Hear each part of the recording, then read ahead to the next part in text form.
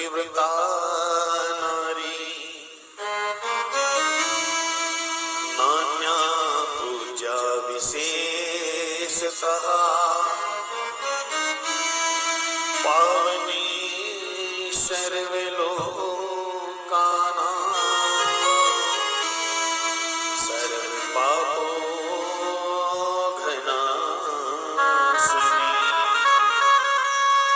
धन्या पतिव्रता नारी नान्या पूज्या विशेषतः। धन्य है वो पतिव्रता स्त्रियां जो अपने पतिव्रत धर्म से समस्त लोगों को पाप करती है। पतिव्रता स्त्री अपने पतिव्रत धर्म से सभी पापों का नाश कर सकती है। महाराज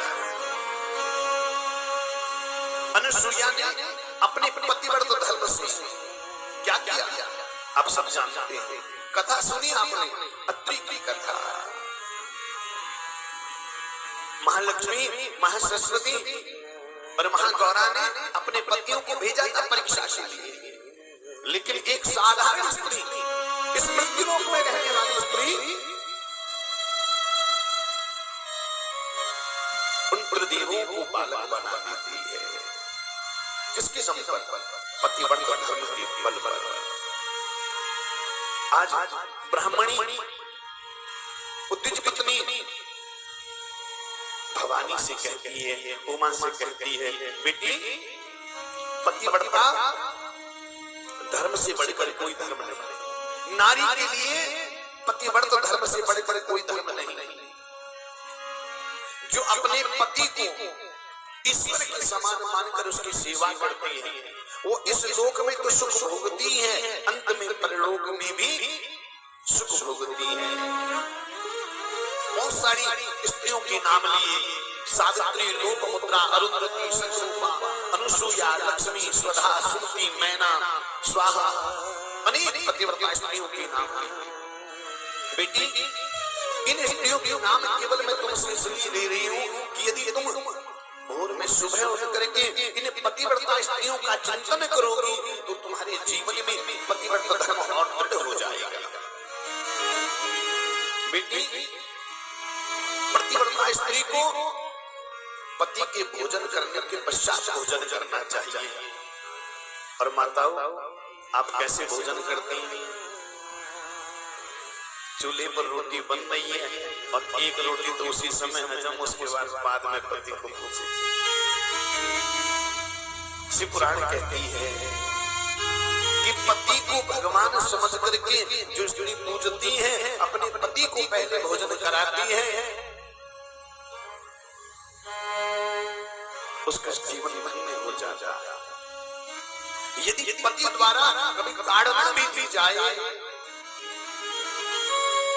तो क्षमा करो, ऐसा कहे, कोई भूल मुझसे हो गई हो तो क्षमा करो, क्योंकि मैं आपकी अर्धांगिनी हूँ, आपका आधारंग हूँ। पति के बुलाने पर सारा काम छोड़ करके जो आए। मेरी माताओं बहनों, ये ध्यान से सुन लो। शिव पुराण कहती है कि जब पति आपको आवाज लगाए तो अपने सारे काम छोड़ करके उस पति के पास पहुंचना चाहिए, क्योंकि तुम्हारा पहला धर्म है पति की आज्ञा मानना। लेकिन आजकल क्या करते हैं हमारे? हाँ हाँ सुन लिया, आती हूँ। शिव पुराण कहती है पति की आज्ञा के बिना स्त्री ने कोई व्रत उपवास नहीं रखना चाहिए। कलिमं वा दूरवस्थं वा व्याधितं वृद्धमेव च सुखितं दुःखितं वापि पतिमेकं न लङ्घये।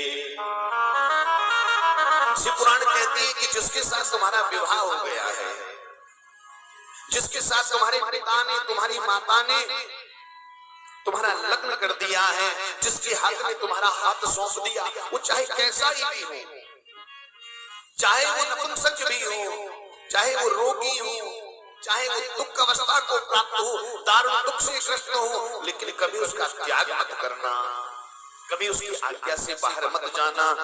अगर ऐसा करोगी तो घोर नरक की यातना भोगोगी।